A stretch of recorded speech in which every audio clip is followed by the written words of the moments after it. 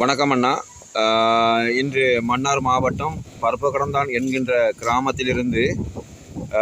இவ்வருட புலமை பரீட்சை எழுதுவதற்காக எங்களுடைய மாணவர்கள்,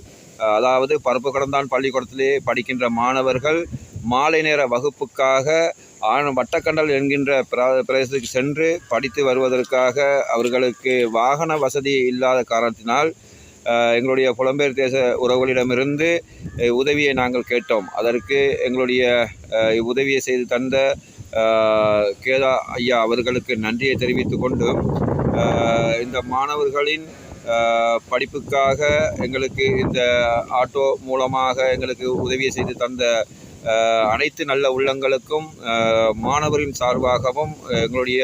பள்ளிக்கூட அதிபர் அவர்களின் சார்பாகவும் இந்த மாணவருடைய